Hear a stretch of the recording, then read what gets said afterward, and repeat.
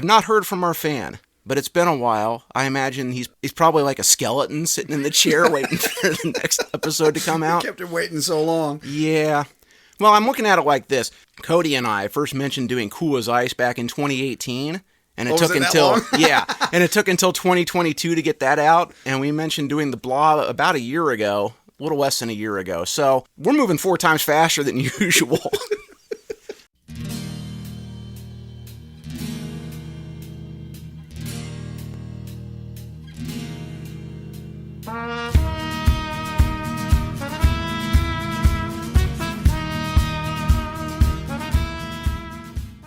Well, hello out there to anyone listening. This is Onion Ring Sasquatch ORS at the movies, coming back at you once again. This is the movie review podcast that made it through an entire episode about Cool as Ice without using the word wigger. This is your host, your homeboy, G-Money Clip, and with me today, as always, my homeboy, Thornton Melon. My homeboy. Greetings and salutations. You're just determined to talk as quiet as you can. I'm sorry, I'll project more. Oh, that's all right. So you want to talk or what? Mr. Rob Van Winkle's not going anywhere anytime soon. It's been a little while. Sorry. Sometimes I doubt your commitment to sparkle motion. We'll get back to it. First, just want to say that you can find us if you're listening to us and you want to see video versions of these podcasts. The best place to do it is probably Rumble, because I have put videos up a few times now, have never had any issues getting anything on Rumble. Getting stuff on YouTube through their copyright thing is a pain in the ass. So if you go to Rumble, you can find our videos. If you wait a couple months, you can find them on YouTube after that. And if you're actually watching some of our videos, then you can catch us in podcast form on Apple Podcasts, Google Podcasts, Spotify, Podcast Addict, all the usual suspects that I can possibly get us out on. Well, hopefully it was worth the wait. Well, we'll see about that. We're getting into the Blob, the remake from 1988. You saw this movie, I think, for the first time when we had one of our Halloween marathons over here at the house. Mm-hmm. And not a fan, as I recall. I wasn't impressed then. Yeah. Gosh, I had seen this back in the day. The old man would always go get videotapes from Farmore, if you remember that place, out on South Hamilton. And Friday night, he'd pick out 2 or 3 movies or something, and that was one of them. And we watched it, and I was like, all right, this is pretty cool. And it was probably about the time I was a freshman in high school, which is about the time you were a freshman in high school. We are so old. So I'd seen this movie several times over the years, and I was a little surprised that you were like, yeah, this kind of sucks. I think it probably all comes down to how you watch the movie and what kind of a mindset you have to watch it. Because I think and I don't even know how serious they were intending to be in making the movie. That if you go into it expecting it to be a straight horror film, you're going to be disappointed. That if you go in expecting it to maybe be a little campy and on the silly side, where you don't take it quite as seriously, then you can kind of go, oh, okay, yeah, and laugh at the joke. But I think at the time when I saw it, I just didn't know what to make about it and thought it sucked. Yeah, and what is this crap? I had never seen the original either, and I don't think you had seen it until I pretty watched recently. It for this, yeah, and I did the same thing. It's like, hey, might as well get the original. Found it on YouTube, right. And just which definitely seems to take itself much more seriously. I mean, it's still questionable quality in terms of how well, but I mean, I think for the 20, 30 year gap in between the two, I think it at least didn't laugh at itself like I kind of thought the 88 version did. It was exactly 30 years. It came out in 1958. Well, okay, there you go. It's kind of surprised how seriously it took itself considering its antagonist is strawberry jam, basically. But we'll get into that. In order to talk about the Blob, we first got to talk about the film producer, the guy named Jack Harris. This guy was so old, he got started in vaudeville. Oh, wow. In 1924 when he was 6 years old. And he became like a theater producer and eventually started getting into producing motion pictures. He was inspired by a story in the Philadelphia Inquirer back in September 27th, 1950, where 2 police officers reported seeing a mysterious object fall from the sky, and when they approached it, they found a strange jelly-like substance that evaporated without a trace, which is, convenient. It was probably like the Joe Dirt airplane stuff dropping from the chemical toilet. It came out of the sky. But it ain't no meteor. It's a big old frozen chunk of shit. But in 1957, when he was going to produce his first movie, monster movies, creatures from space were all the big thing. Right. But he wanted something different than just the typical man in a suit. Because when you see movies like The Thing from Another World and it, the creature from outer space and that sort of thing. It's always a guy in a suit, no matter what they set the story up to be. So he wanted something that was different. So with his partner Irvin Milgate, they remember the story of Jelly from Space, and they used that from the idea of the creature. And they made the original movie for a budget of $110,000, which even in 1958 was not a large number. Uh-huh. And that came out September 12th, 1958, ends up earning $4 million. Wow. So it did quite a profit, but it was a total B movie. Sure. You know, it's playing the second half of double features at the drive-in and kind of circulating around. Holds a place in pop culture because it is the film debut of one Steve McQueen. Right on. The actor, not the black director, the guy who made 12 Years a Slave. And he goes on to become one of the biggest stars of the 1960s and 70s. He was a teenager. Well, he played a teenager. He was actually 28, so he was really old enough to go to Rydell High with Stockard Channing, who was 34 or whatever when she made Grease. So with the success of The Blob, Jack Harris goes on to use those funds and produce other movies. He made a sequel in 1972, which is called either Beware the Blob or Son of Blob, depends on, I guess, what region it was in. That movie was actually directed by Larry Hagman. Well, no shit. No kidding, really? No kidding, JR. And in fact, when they re-released it in the early 1980s, the tagline they used, not making this up, was the movie that JR shot. So anybody out there old enough to remember the whole Who Shot JR thing around that time from Dallas, they kind of played with that. We are so old. Jack Harris also produced John Landis's first movie, Schlock, in 1973, and was the executive producer on John Carpenter's first movie, Dark Star, in 1974. He came up with additional funds. Dark Star started out as like John Carpenter's senior project at USC, and he gave him extra money to shoot more stuff to expand it to feature length and get it into the movie theaters. Huh. And in fact, I don't know if it was around that time, the source I found was pretty vague, but in an interview, John Carpenter said that Jack Harris asked him about if he was interested in doing a remake of The Blob. When John Carpenter was not really that interested, he kind of had his own stuff he was working on, wanted to do his own thing, didn't want to do a remake of somebody else's work at that time, although he would later in his career. Something tells me that if John Carpenter had done The Blob, it would have come out much differently. It's entirely possible, yeah. But I mean, it's I not like he wouldn't have laughed at it. It's not like he never remade movies. I mean, he remade The Thing, he Sure. remade Village of the Damned. From what I understand, he thought it was kind of derivative of a movie called The Quatermass Experiment that he was a big fan of, which is kind of like another creature coming from space, blob type thing that had come out a few years earlier, and he was just like, nah, I don't want to remake that.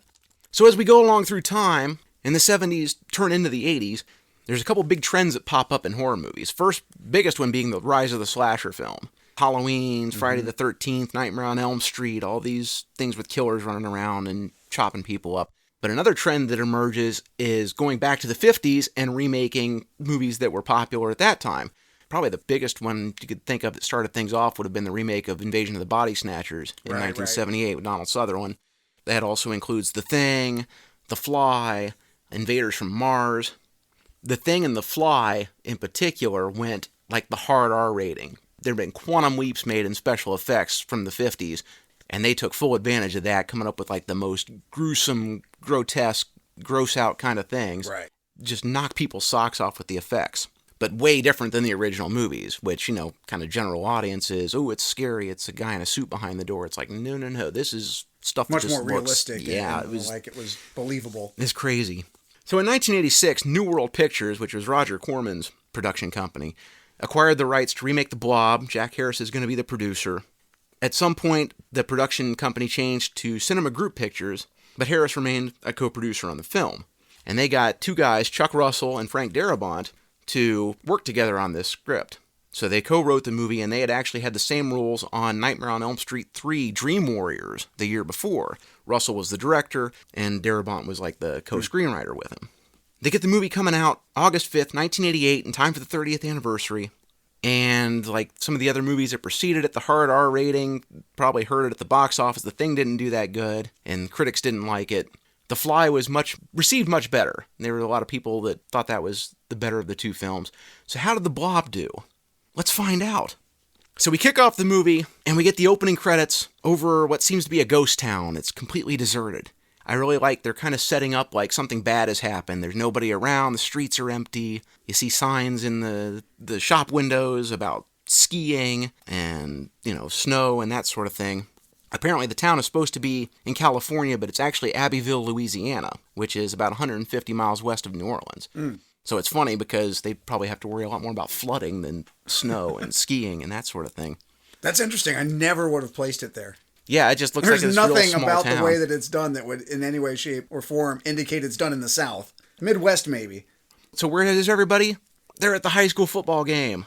To me, it's a nice setup because the credits are sort of off-putting you, like making you think something bad's already happened. But it also sets up how small the town is because they're playing football Saturday mornings, not on Friday night. They don't have lights or anything like that, which still happened back in the day. Wrigley Field didn't get lights until 1988. So, okay. It's one of those things. And it might be an intentional throwback, too, to the 50s. And I think there's a few things that go through the movie like that where you're looking at that and going, really, in 1988? But maybe they're kind of wink, wink, nudge, nudge, like, Sure. just everybody would have been playing football Saturdays in the 50s. Nobody would have had lights in the stadium back then.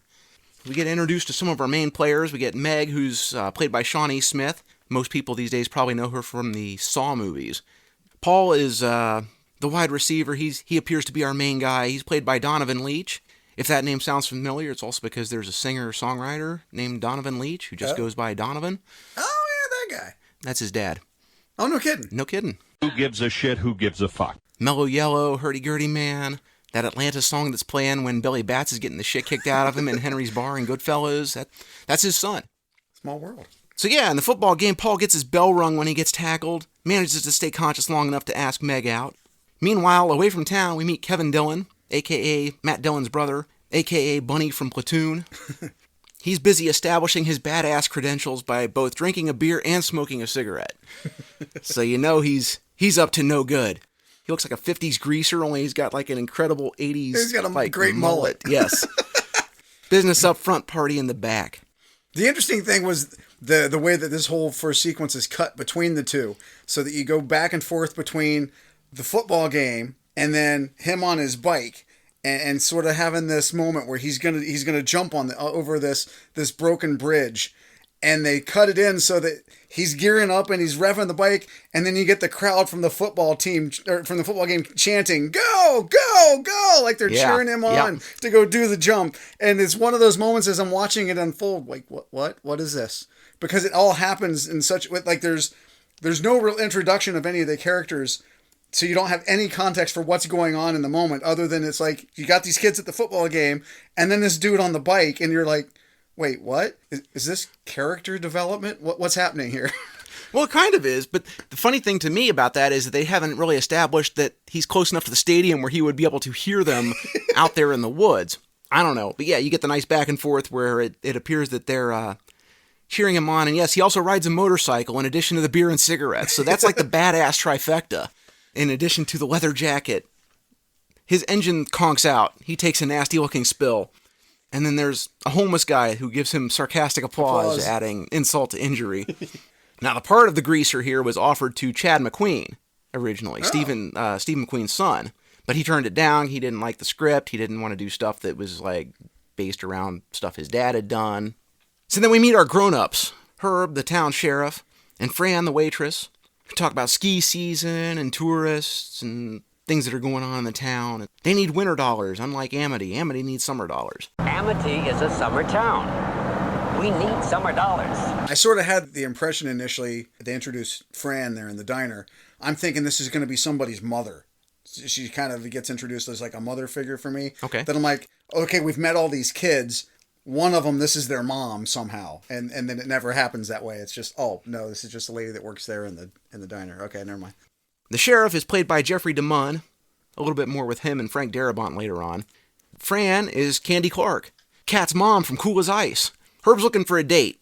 He asks her out and she says she's too busy, but she does slip him a note saying what time she gets I'm off. off at 11. Well, it's one of those things where I think it's kind of cute that the grown-ups are acting like kids a little bit. Sure. It's one of those things where as you get older, you kind of appreciate the stuff that you go on. It's like the struggle never ends.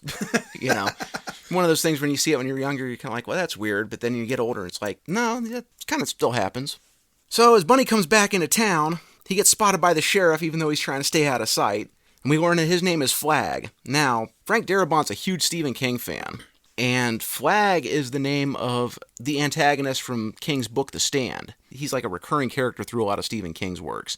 He pops up in novels every so often, and that's got to be intentional. Absolutely. A little homage, tip of the hat there to Yeah. Stephen King. Okay. Yeah.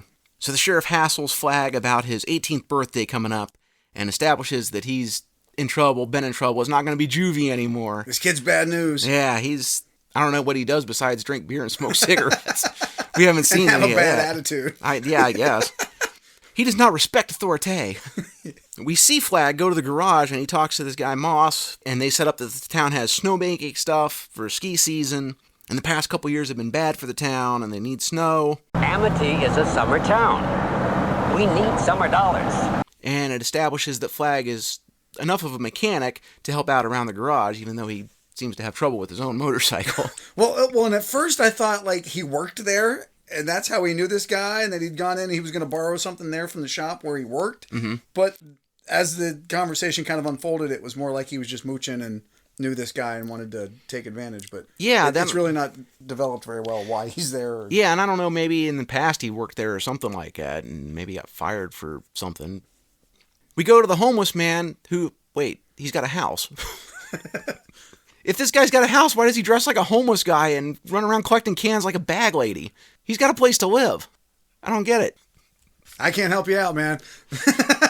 Add it to the list of things that made me scratch my head about this movie. The guy in the original had a house, but he also didn't look like a homeless guy.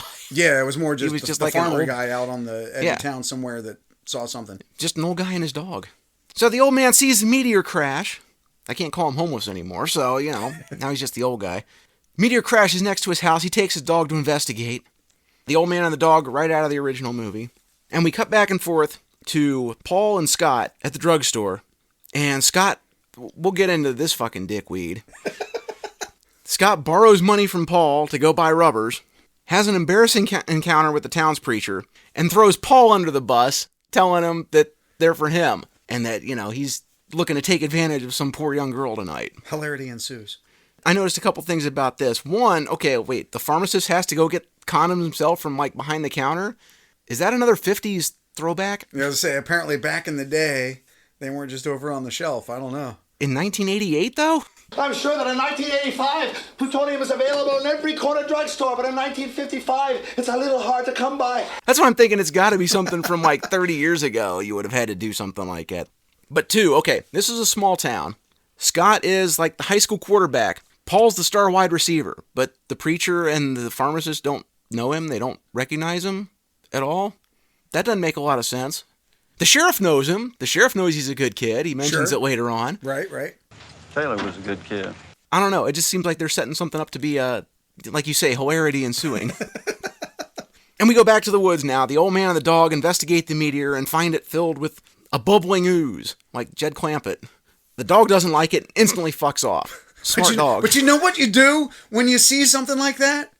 Poke it with a stick. Yes, that's what you do. Which is right out of the original. You poke it with a stick, and then the blob attaches itself to the stick and then climbs up to his hand instantly. Uh-oh. Uh-oh, spaghetti-o. But again, that's right out of the original. So if you've seen the original movie, this is what you're expecting to happen.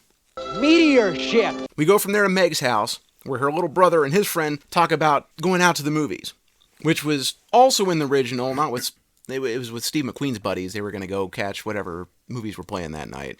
They make some comments about slasher movies and that sort of thing they'll come up, kind of like a commentary about, I guess, the state of horror movies at the time. Well, this guy in a hockey mask, he chops up a few teenagers. But don't worry, there's no sex or anything bad. Now, the incident with Meg's dad and the condoms, Chuck Russell, the director, said that it actually happened to him. Oh, really? But probably not. It's actually an urban legend that's been around since the 1940s.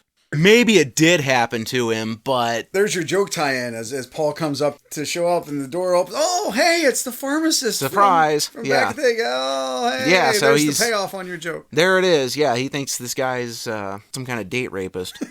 Ribbed. So, we got a fun little did you know. Donovan Leitch and Shawnee Smith actually went to prom together. Well, no shit. Really? Yep. Okay. I don't know if they were an item so much, but, they at least went to prom. So we go back to Bunny working on his bike in the dark woods, when he's startled by the old man who's got the blob on his hand. And dude tries chopping his hand off with a hatchet, which is like a nice, gross little thing where he whacks it and the blob just goes nope and climbs further up his arm. It's like, ooh, yuck. Meg and Paul are driving along and they hit the poor bastard with his car. He's not having a good day. And because Bunny was chasing him, trying to help, they think that he's chasing him. And this is another thing where Paul and Flag here, they are just worlds collide. Heads. Yeah, the jock and the hood. Yeah. Testosterone surges and dick measuring commences. And the thing is, show don't tell. I don't think we've seen Flag do anything so bad other than drink a beer, smoke some cigarettes, and ride a motorcycle. But everybody assumes the worst of him. Everybody just seems to think he's the worst thing to happen to this town. And if they were to lock him up for good, it would be really best for everyone. So I don't know. But yeah, there's a lot of tension between the good kid and the bad kid. Now here's a big change from the original. When they take the guy to the hospital, now they want him to fill out a shitload of insurance forms. In the original, it's like, did they just take him to the doctor who's probably on his way out making house calls or something like that? And it's like, oh no, just bring him in the office. We'll take care of him. Now it's like, yeah, what insurance does he have? You can fill out a shitload of forms. I bet you've had better first dates, huh? Yeah, don't worry, Toots. It gets better. Paul goes to the pop machine, sees something moving under the old man's blanket. But as he walks down the hall, you realize there's no way he could have seen that from where he was. As he starts to walk around the corners, like, how the hell did he see this from the pop machine? He has to walk around a couple corners to get there, and he would have had to see or hear something through that door on top of it and look through the little window in the door. It's like, I don't know if I'm buying that, guys. He goes and gets the doctor, and when they take the old man's blanket off, he has been just melted by the blob from like the waist down. He looks kind of like an overcooked pizza. It's like the cheese is way too hot, everything's smoking. You don't want to eat that. That's bad. That'll burn the shit out of your mouth. No sign of the blob, though. It's gone. Right. Paul goes to call the sheriff, and the blob's in the room, drops down on him from the ceiling, and holy shit, this is an absolute first-rate movie kill.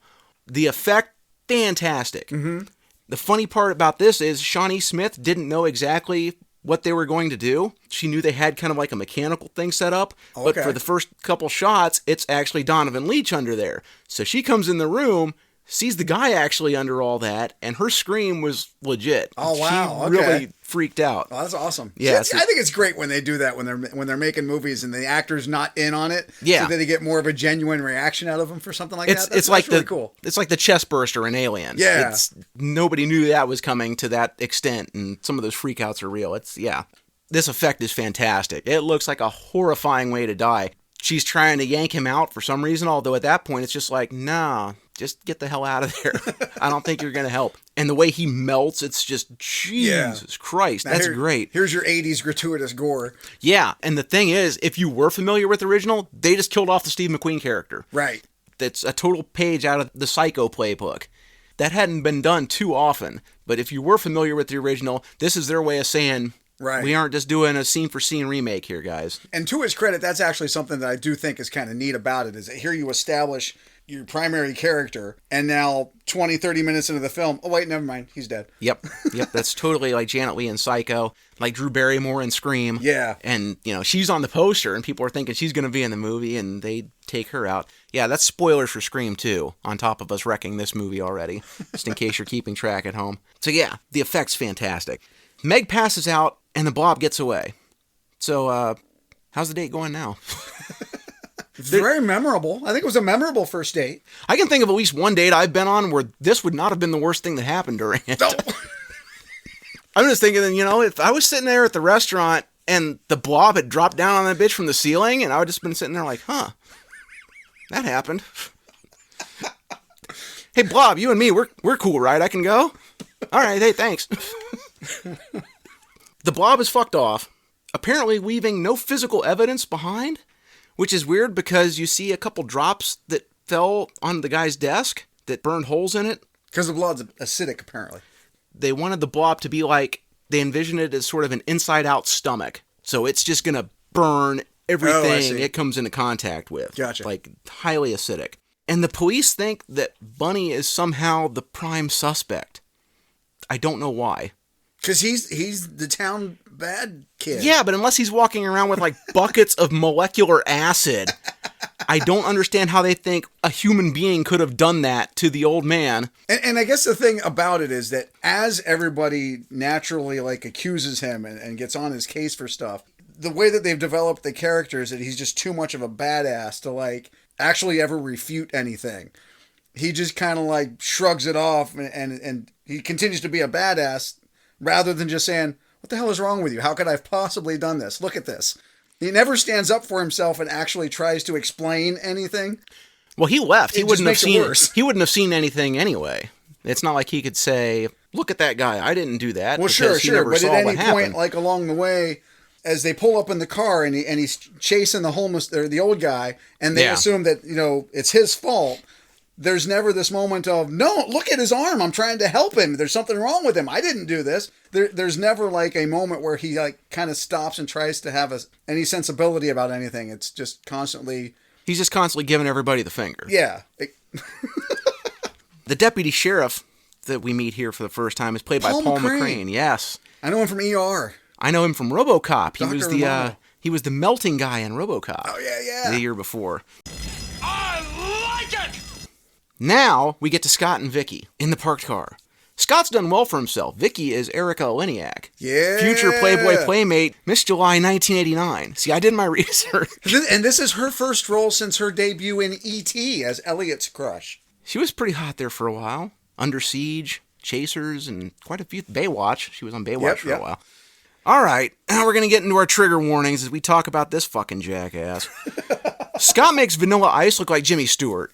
Jesus Christ, this dickhead threw his friend under the bus about the condoms, keeps a fucking bar in his trunk for the purpose of date raping chicks, complete with dozens of Cracker Jack prize rings, to tell these girls, oh no, I gave you my ring. That's got to be another 50s thing, because I don't know if anybody was still doing that in the 80s so much, but that was definitely... Girl wearing your ring or your pin as your... How does all that shit in his trunk not spill everywhere when he goes driving around? You think that would just not be a great setup?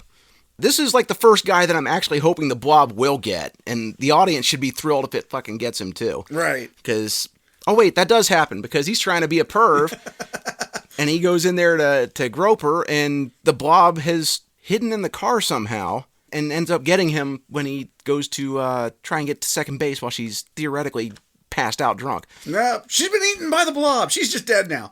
Yeah. Surprise! I tell you what, the concept of the multiverse is a big thing these days. Marvel's done it with the Spider-Man thing and Doctor Strange. There's that movie Everything Everywhere All at Once.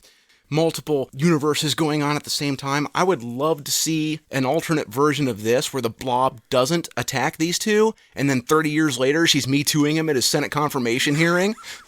He's up there for like Secretary of Agriculture or some shit, and she's like, and he gave me alcohol and touched me, and he's like, Bitch, I never seen you before in my life. I've been home all night with my kids. And it's like on CNN and shit. That'd be fun. So let's talk about the Blob for a minute. Okay.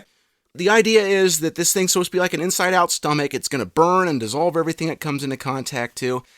It seems to be a little bit inconsistent. And I'm sure some of this is intentional, like it can dissolve organic material, but it doesn't dissolve rock or glass. You see it burning wood, and obviously it burns people. But it seems to leave no trace when convenient. Right. Like if this thing is going through the grass, you should see There's like no a trail of big slime. trail, not even slime, just like a burned waste where it's been. Oh, okay, sure, where yeah. it's, dissolved the everything. path of destruction that it leaves in its wake. Yeah, so when you see what it did to the old man, the same thing should have happened to Vicky in the car. Sure, right. So I don't know how she didn't react in any way, shape, or form when this thing would have latched onto her in the first place. Or like Paul, suddenly he's just plain gone. He's been completely consumed by the thing. Sure. Also, a little earlier, it was big enough to engulf Paul completely. Right. But now it's small enough to hide in the car. That don't make no sense. Wait. We want stuff to make sense. Yeah, hold that thought. Yeah, I want stuff to make a little bit of sense. It doesn't have to, it's a horror movie. It doesn't have to be completely logical.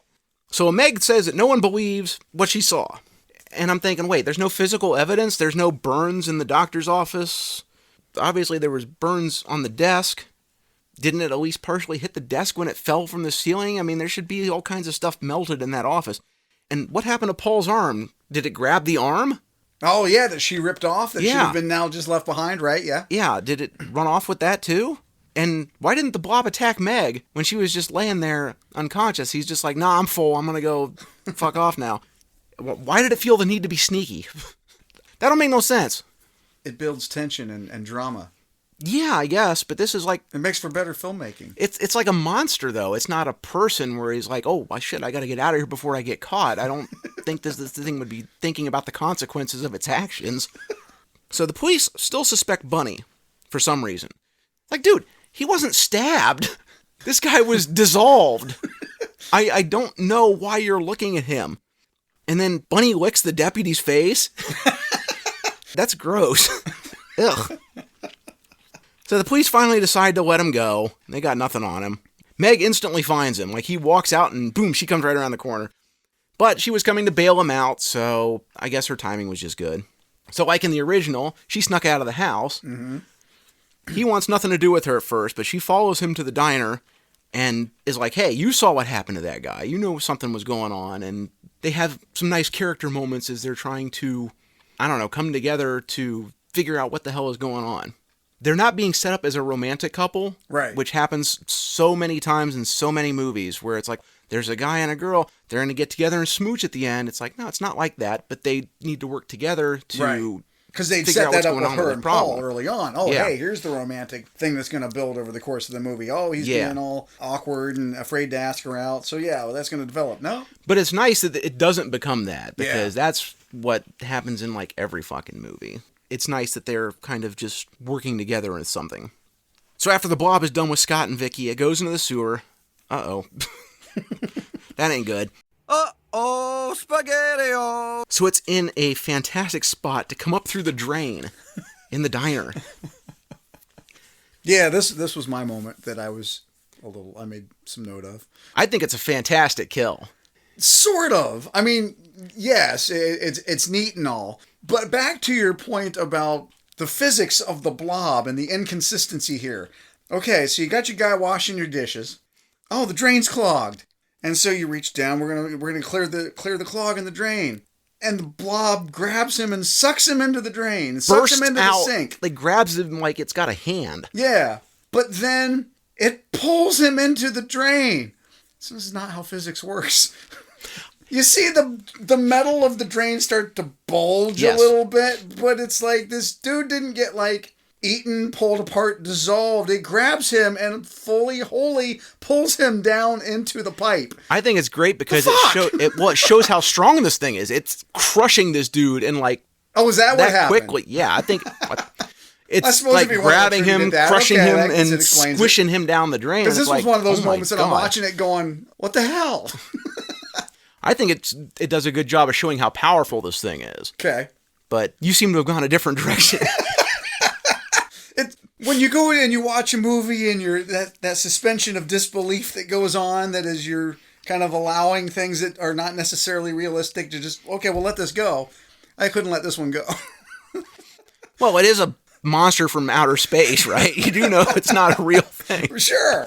So it's got abilities. But here in our physical real world that it has come to inhabit, how did it suck the guy down the drain? I didn't buy it. No, because it's really strong and it's squishing him and breaking down his body. Oh, okay. Well, if it's dissolving him and turning him into goo as it sucks him down, I suppose that's all right. That's what I'm going with anyway. I don't know.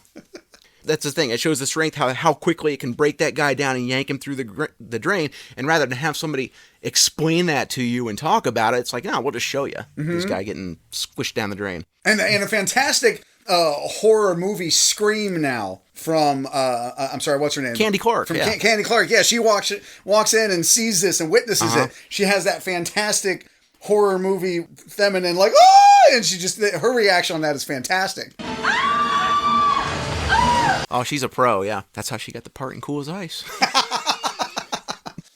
The Blob then bursts out of the sink, which, from a horror movie perspective, that's cool. It's like, why didn't it burst out of the sink to grab the guy, to your point? I think it's more fun to yank the guy down the drain. But then it bursts out of the sink and then starts chasing people. Meg and Bunny hide from the Blob in the freezer, just like the original. Right. It tries to get under the door, doesn't like the cold, and says, fuck this, I'm out. Oh, the Blob doesn't like cold. Yeah. Okay. Duly noted. That seems like that might be important later. That very much is important later. Fran's not so lucky. She goes to a phone booth, which apparently is just in an alley. Probably not a great location for a phone booth. You think you'd maybe want it out on the street, out on the corner? What's a phone booth? Yeah, I know. For you kids out there, back before cell phones, they used to have these things called pay phones where you would put a quarter in and be able to make a phone call. And what's even better for all you youngsters, it's a rotary dial phone. So, don't fuck up when you're trying to call the cops. 4, 5, oh, I messed up. Hang up, gotta do it again. 4, 5. There's a moment, I pause real quick. She's like looking for Herb's card. She puts it down on the counter there. His business card has the Great Seal of the state of California on it. Oh, okay. Because they're supposed to be in California, and it says Fayette County Sheriff's Office. Aha. There is no Fayette County in California. Gotcha, okay. There isn't one in Louisiana either. So I don't know what they were doing. I guess they're really pushing this being a fictional town. Made up to be a fictional town, sure. I guess. But it's like a real county name in like 10 states, but not California. Mm-hmm. No 911, so she's got to dial all those numbers and... 4, 5, oh, I messed up. Hang up, gotta do it again. 4, 5. Yeah, don't fuck up. Oh, wait, she did. Your call cannot be completed. It's done. So then we see the blob coming down and covering the phone booth. Now, we've already established that it's not going to be able to eat through glass and metal and that sort of thing. But I felt like it kind of did, though. I mean, it ultimately smashes everything, but it was like it ate the phone booth with her in it. It didn't eat the phone booth. It shattered the phone booth. Yeah. Like it burst in. It was coming in through the cracks and whatnot. Yeah, and this thing is like big enough where it can, crush it. She finally makes her call and finds out that Herb has gone to the diner. And then we see Herb, and the blob's already got him. In the goo. Yes, and his eyes are moving, so it's almost like he's still alive, which is... How long ago did it get him? Because it seems to go through people pretty quick. I was to say, it was just in the kitchen a minute ago. Yeah, I don't know. We didn't see it. But, oh, Jesus, if he was still alive, get me away from this thing. Poor Fran. The blob can't dissolve the phone booth, but it can burst into it and get her, which it does. I think this would be a good time to talk kind of about the morality of killers and whatnot in slasher movies. Okay. A lot of times you can kind of predict who's going to survive your scary movies because the killers like always go for the kids at sleepaway camp that are right having sex and the promiscuous smoking, teenagers, yeah, that sort of thing. Smoking it's always like drinking. your virgin girl who survives the thing. Like they set that up in Halloween and it's kind of become its own trope. But what I really like about the blob is it doesn't have any of that going on. Right. The people it's killing, they're just good people. Yeah. Fran seems nice enough. Right. Herb seems that he's trying to protect people in town, all that. Paul's a good kid. Mm-hmm. All this stuff, Blob doesn't care. He's just killing everybody. Right. And again, from that storytelling perspective with establishing here are your characters in the first part of the film, all these people that you've been introduced to now are dead. Yes. Yeah. I think it's great because it's like being a good person's not going to save you in this movie. Right. Like nobody is safe in this movie. To me, that's really cool because, I mean, I guess these are our main characters, but does that mean that they aren't going to get got? I don't know. The movie kind of keeps surprising us with who gets killed. Right. Especially if you saw the original, the sheriff was like a big part of getting everybody together to stop the thing. Mm-hmm. So then you've taken out another character from the original who was kind of the hero. Sure. And anybody who's seen the original is really getting tipped on their side. The difference here, that generationally, in the original, the teenagers were kind of involved in the story, but it was ultimately the adults that had to jump in and save the day. We've removed the adults from the equation here now. And so it's the teenagers now that have to kind of be the ones that are going to jump up and take over because grown-ups are ruining the world and they're stupid. We got to do this ourselves. It's post-60s, man. Never trust anyone over 30, man. All right, so Meg and Bunny leave the freezer. Bunny has this hook. I don't know what he thinks he's going to do with it against the blob, but he's got it, and he is jumpy. He knocks down a container of strawberry jam, and he's like, yeah, I killed the strawberry jam, which is funny because, again, that's what the stuff in the original movie looked like. After they leave the cafe, we run into the preacher again. He sees the blob going back into the sewer. Uh-oh, SpaghettiOs! And he goes into the cafe and sees all the damage and destruction and whatnot, and he finds small frozen chunks of the blob had broken off. Yeah, and this was the bit that, in context, he kind of walks in and sees the freezer a mess, bends down and notices these little, they're just little purple chunks of ice. That are like sparkling, glowing. Yeah, so he grabs it and puts it in a jar. Yep. Because reasons.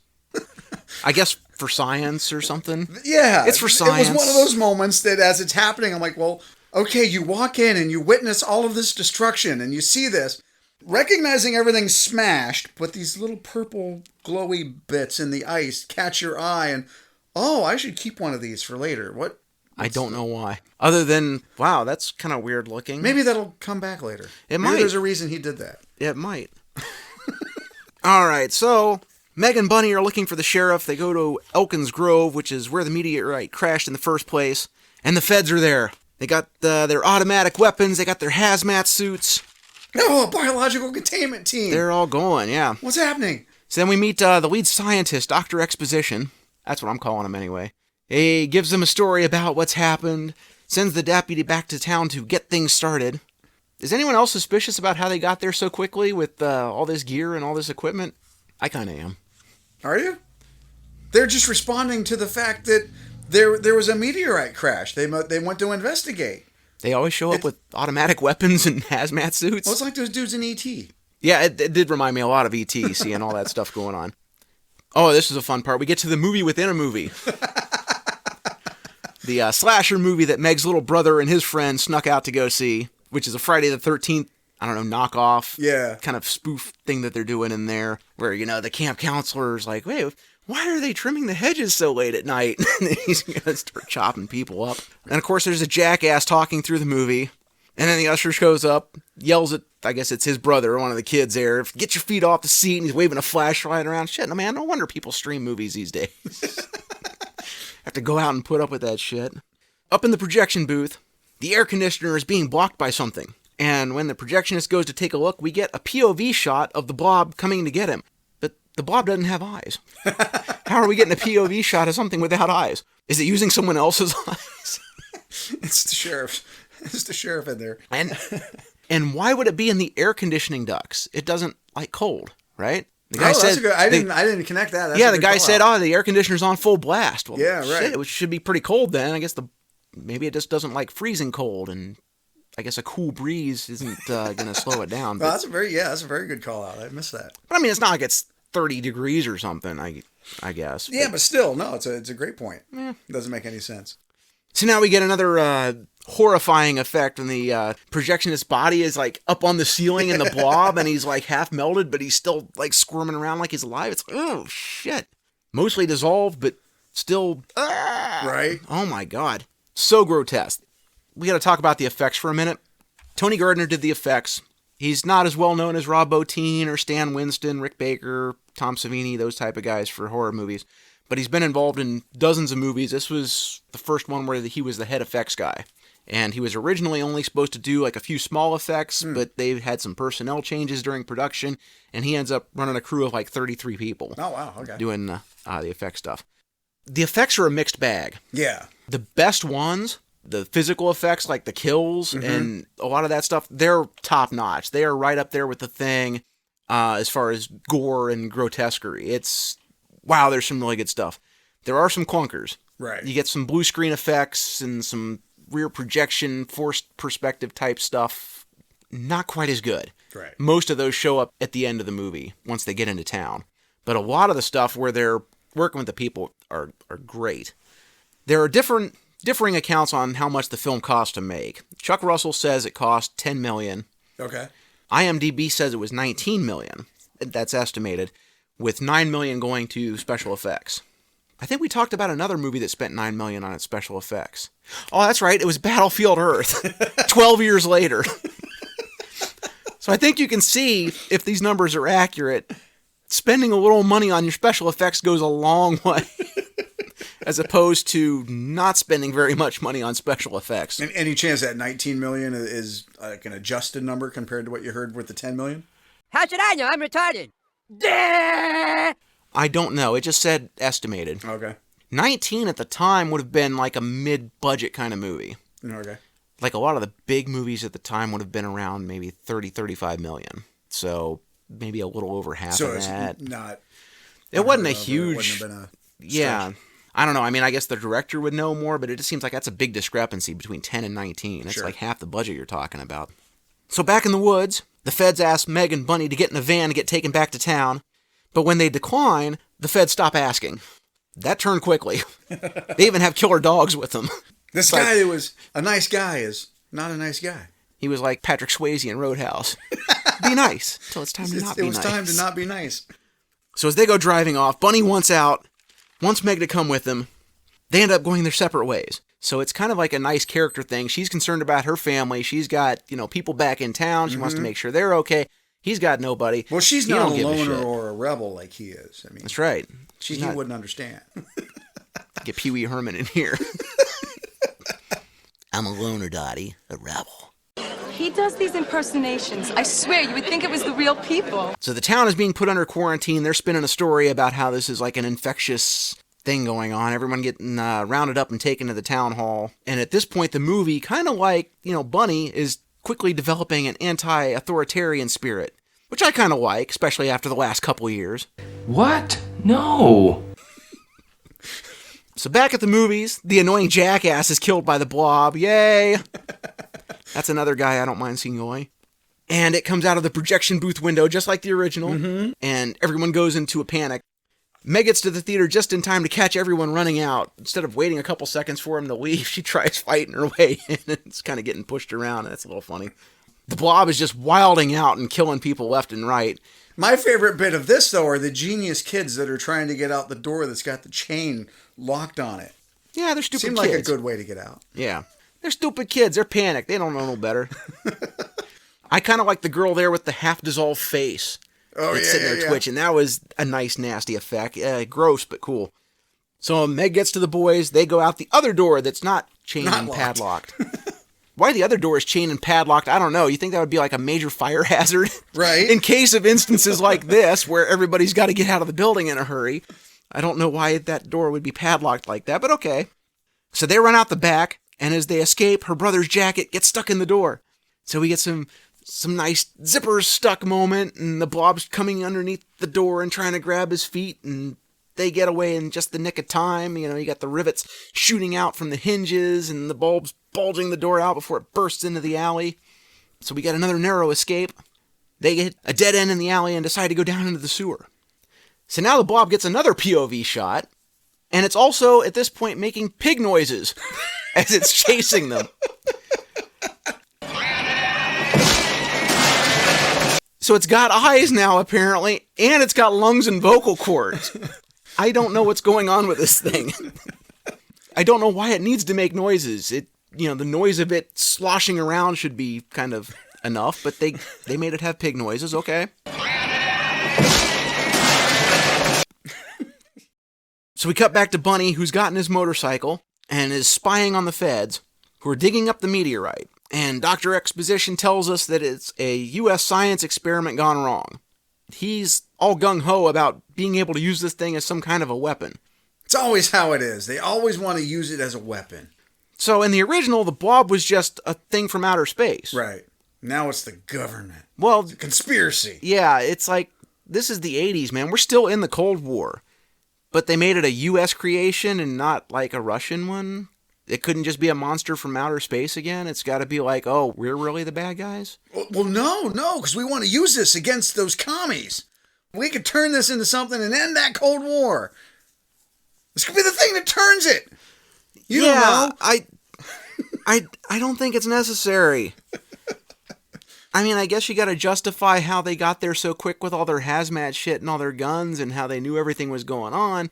It could just have been a monster from space. I would have been okay with that. With that in mind, I think that's the other thing, is that as these guys show up, it adds this new layer of more bad guys and tension and drama that really kind of doesn't need to be there if you play up the fact that you've got this creature from space that's here, leveling the town. No, I'll tell you what it is. It's because 1988, Reagan is still the president, so, the government's the bad guys because Reagan's the president. Dude, if they remade this movie today, that fucking probe would be from Russia. That thing would be Russian, and they'd probably find a way to fucking blame Trump for it, and all the scientists and army guys would have little Ukrainian flags, and the kids would be wearing the shirt saying, I stand with Ukraine, and all that shit. You could have Fauci show up and tell everybody, we gotta quarantine, you gotta wear 3 masks while you're in your car by yourself. He does these impersonations. I swear, you would think it was the real people. But no, now we're not gonna trust the government on this because Ronald Reagan's in the White House. Man, fuck off. Jesus H. Christ. Come on, man. Fuck you! You All right. You okay? Yeah. I'm okay. So yeah, Bunny is spying on the feds, and he can somehow hear their conversation, even though they're like inside the plastic tent, and there's machinery and stuff going on, and they're just talking in a normal tone of voice. They aren't yelling or anything. He can hear them just fine. We've got the one scientist with some kind of ethics who is objecting to this. Well, see, because it's not the government. It's just this one guy who's an asshole. I don't know, maybe. He does reveal that he's the bad guy. You know, he doesn't care about the people in the town. They're expendable. Right. Just like the crew in Alien. Crew expendable. Town expendable. You gotta take this thing and for the greater control good. it. Where have we heard that the last couple of years?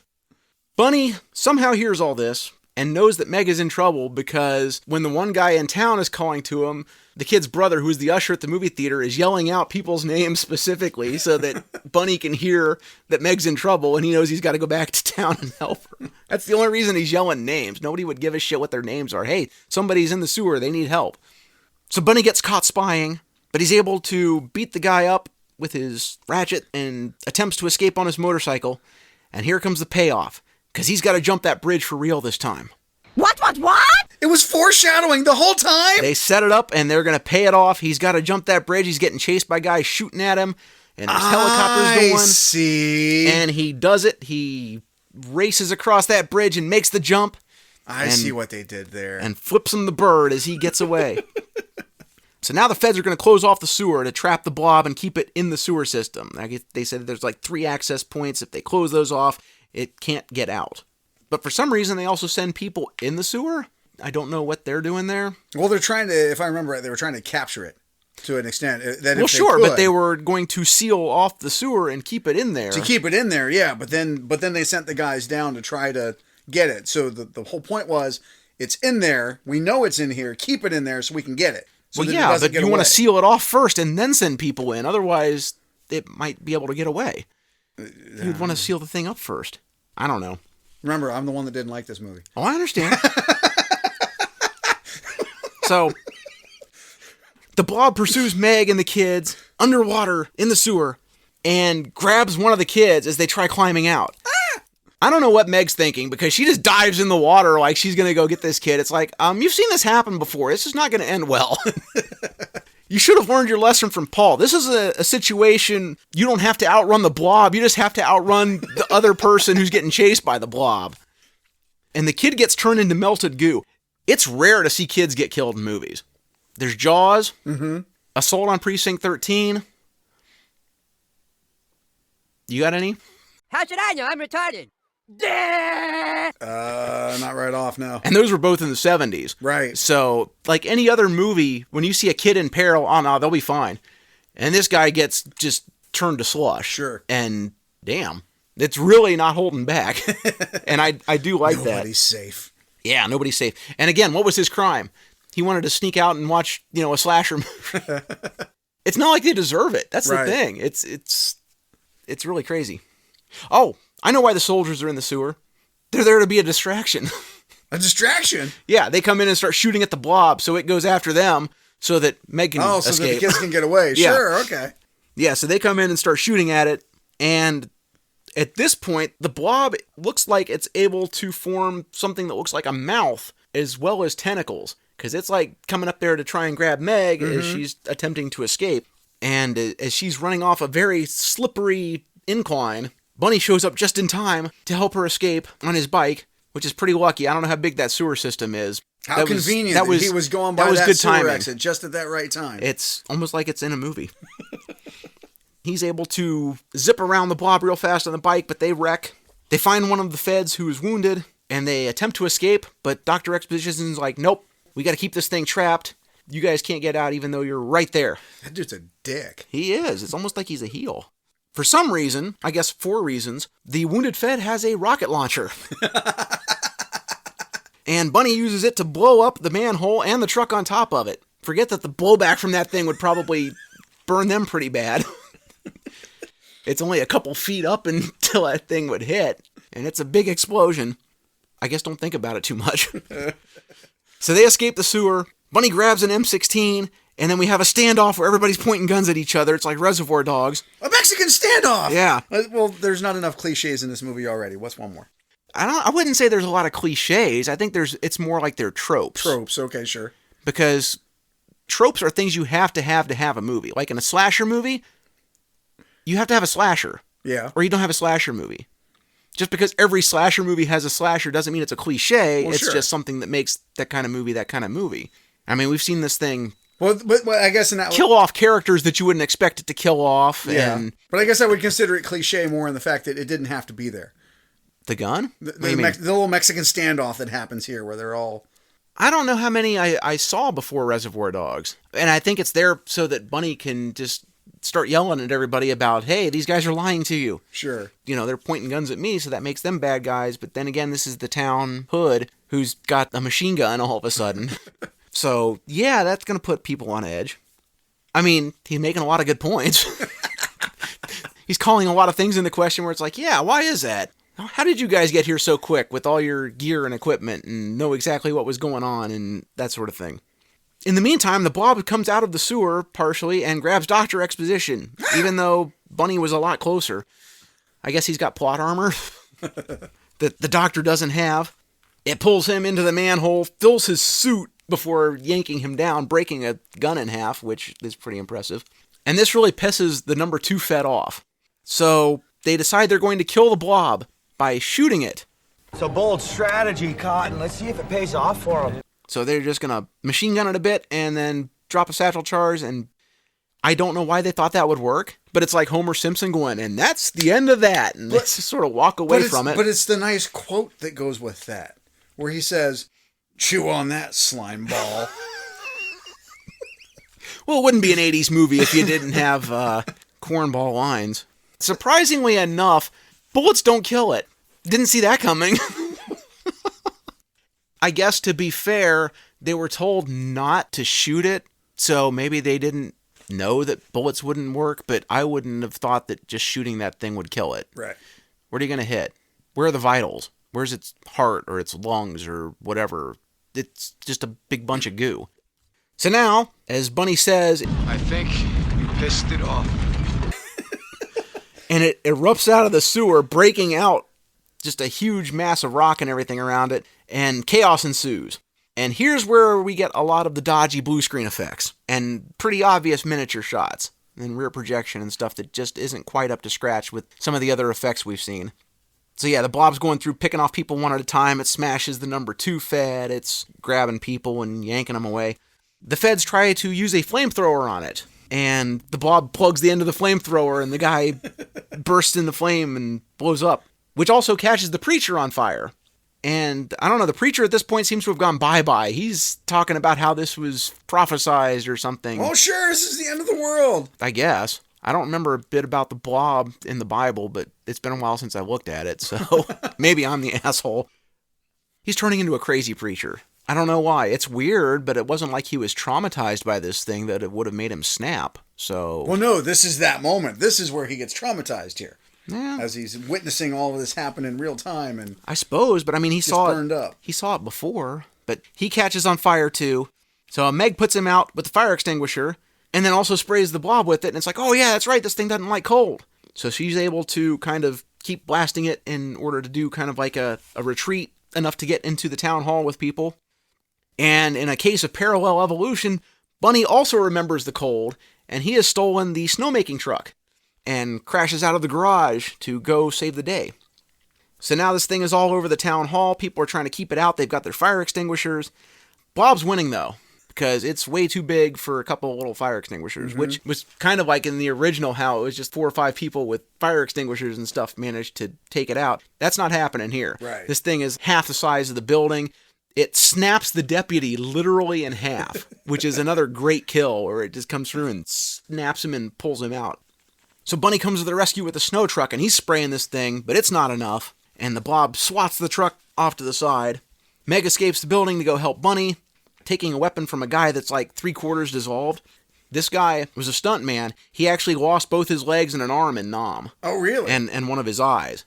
They didn't have to do any kind of weird effects with him. It was like put him in the suit, and he's already missing a few limbs. But thanks for your service. This is where Meg turns into Ripley. She's shouting at the Blob and machine gunning it. She figured out how machine gun works. She figured out how satchel charge works. I wouldn't know how any of that shit works off the top of my head, but she figures it out. So she sets the explosives on the snow, I guess the tank that was on the snow truck that got knocked away. She kind of gets stuck like an idiot, though, and Bunny has to come save her after she saved him by getting the blob off the truck where it was about to break through and get him. And when the satchel charge explodes, somehow it causes all the snow stuff in the truck to freeze the blob. And it crystallizes it and kind of makes it snow. I don't know how exploding the tank would have done that, but I guess I don't know what they use to make fake snow. Yeah. I would think it's just, I don't know. You probably should have researched this. Maybe I should have looked that up too. Liquid nitrogen in there or something like that. Check out the big brain on Brad. You're a smart motherfucker, that's right. I don't know, yeah, whatever it is they use, it freezes the blob and it's crystallized. And now they say, get some dump trucks and some shovels, we're going to get this thing and take it to the ice house. And you better be careful with it too, because it's kind of like the Thing where the little pieces right can each sort of form their own what happens when they thaw out and melt? Well, hopefully the power doesn't go out at that ice house wherever they're taking it. In the original, they drop it off in the in a crate in Antarctica or something. Yeah. So we get an epilogue where we see the preacher has gone completely batshit. Yep. He's preaching fire and brimstone in a traveling show. Guy now, a complete lunatic. Yeah, he's all burned up. One of his eyes is wasted. One of his flock asks him when the reckoning will be. He says soon, and reveals that he's still got that mason jar with the little blob in it.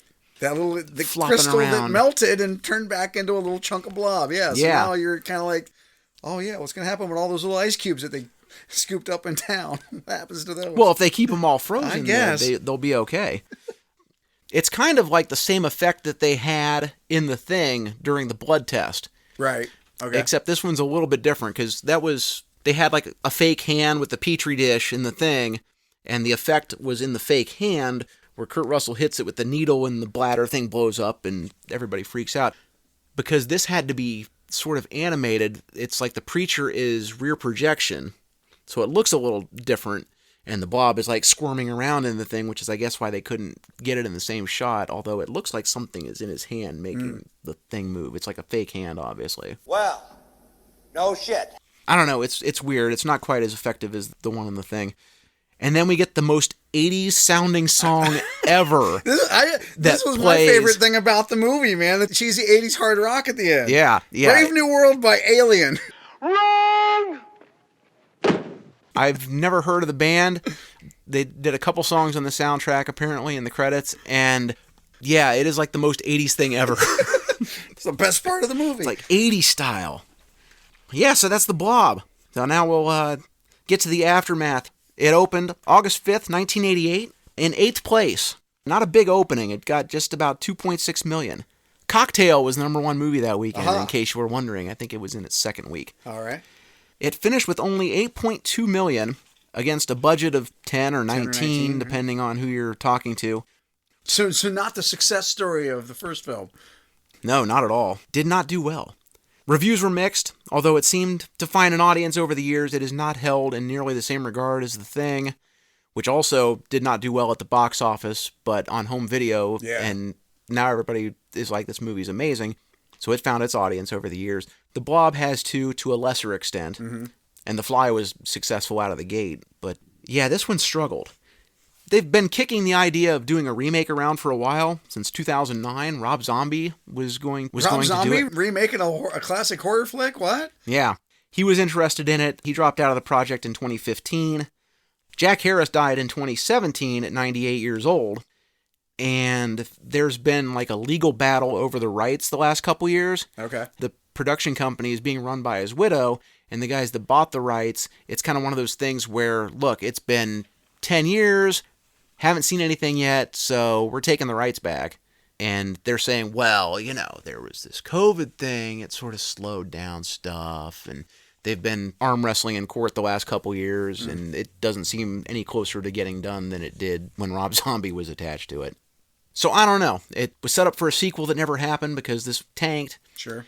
Will it ever come around again? No idea. Chuck Russell didn't make a movie for years after this. He came back in 1994 with The Mask, the Jim Carrey movie. Okay. and Eraser with Arnold a couple years after that. Gotcha. He also did The Rock's first starring movie, The Scorpion King, in 2002. So he went on to better things. He went on to some bigger things. He hasn't done any movies for a while. I think the last movie he did was some kind of a Bollywood movie or something in 2016 or something like that. Not a ton of stuff, but yeah, he did some other things afterwards. Frank Darabont, of course, is like the biggest name to come out of this thing. Most famous for adaptations of Stephen King movies, Shawshank Redemption, The Green Mile, The Mist, and he also developed The Walking Dead for television in 2010. He was the producer and showrunner for the first couple seasons of that. I don't know if that's still going. It certainly had enough spin-offs and everything. And Jeffrey DeMunn, who played Herb, has been in like every Frank Darabont movie that he's done. He was in Shawshank. He was in The Green Mile. He was in The Mist. He was in The Majestic. He was in The Walking Dead. Like everything. Whatever. Those guys are like buddy-buddy. Gotcha. So, Thornton Melon, have you changed my mind or have I changed your mind? And what would you recommend The Blob?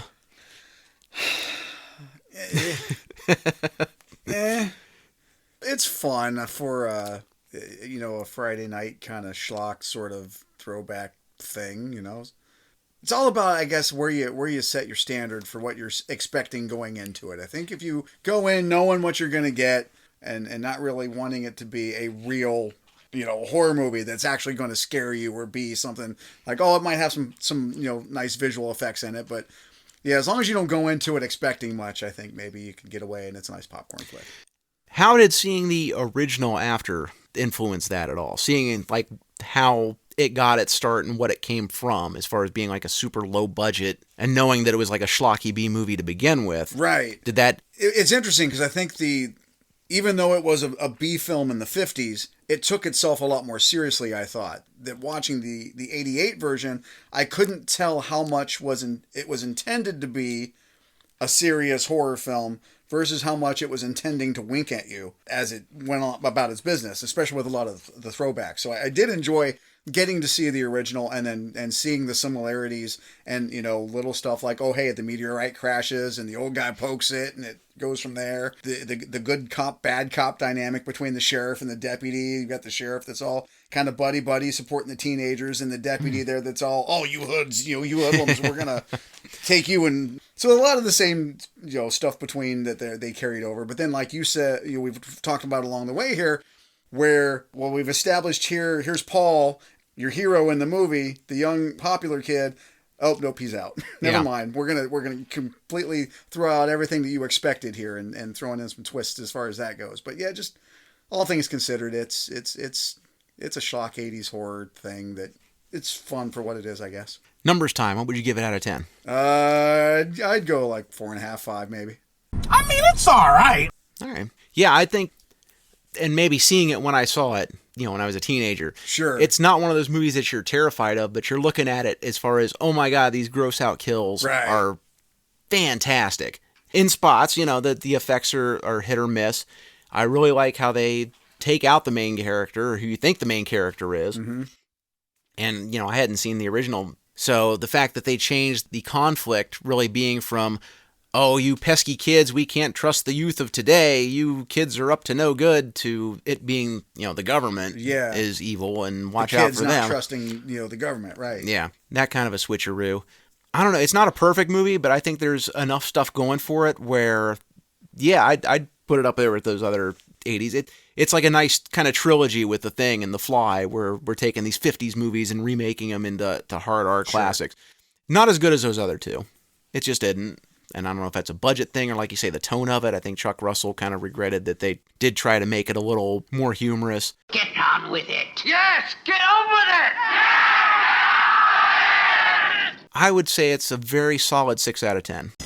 I like it! IMDb says 6.6, Rotten Tomatoes 63%. So yeah, it's right around there. Right. It's not the worst thing I've ever seen. And I think watching it the second time, years removed from the first time that I saw it, I didn't dislike it as much, but it was still very much that kind of, whatever. Overrated as fuck, in my opinion. I mean... Okay, faggot, what's next? I got a quarter here. We got a quarter? Let's flip a coin. We were talking about a couple different movies. We've done a lot of things. We've flown the friendly skies with Con Air. We've gone under the sea with Waterworld. We've had invaders from space. We've had Vanilla Ice. What if We've we had got the in a monkeys. time machine and either went way, way, way back to prehistoric times or way, way, way forward to the future? What you just said is one of the most insanely idiotic things I have ever heard. We're looking at Caveman with Ringo Starr, or we're looking at Star Trek V, The Final Frontier. And we got a coin here we're going to flip. Heads is what? Heads is Caveman. Heads is Caveman, tails is Star Trek. All right, we're going to flip the coin right now. That is tails. Tails? Ah, all right. Okay. So a Star Trek. Well, you knew it was going to be one or the other. Why are you acting disappointed? I kind of wanted to watch Caveman. See, you did this shit last time, too. You're like, oh, well, No, we're going to do the Blob. Oh, no, you know what? We're going to do Vanilla Ice. Yes, tails means Star Trek V. The Final Frontier. We are going to look at what used to be considered the worst Star Trek movie. What do you mean? What's come along since then? The Kelvin verse? Oh. What part? All of it. All of it. So that's what we'll do next time. ORS at the movies. We're going to go to The Final Frontier and take a look at that and see how that train wreck happened. You got anything else to add here? Nah, man, I'm good. I'm good too. Hopefully we'll get it out before we reach the 23rd century, but I'm not sure. I guess we'll have to see. It's our Halloween episode. It'll be perfect timed. What year? That's what you wanted to do. You wanted this to be the Halloween thing last year. Now we've drugged this out long enough. You will have this perfectly put together to release for Halloween this year. Once again, he's Thornton Melon. I'm G Money Clip. Why don't you kick back, have some popcorn, and watch some movies? We'll catch you next time. Adios, nachos.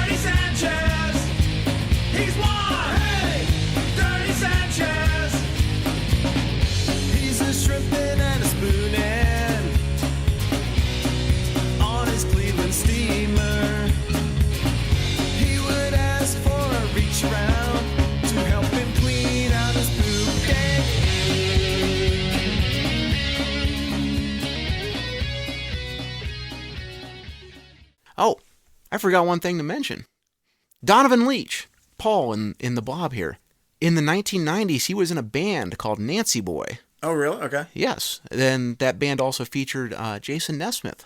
Oh, really? You might have heard of him. I don't know. He was. I might know him. That's Michael Nesmith's son. Yeah. Yeah, the guy from the Monkees. Yeah, I've heard some of his stuff. I forgot to mention that, but yeah, he was in that band in the 90s. I didn't know that. For, I don't know, I think they made 2 albums or something like that. I'm looking that up, so.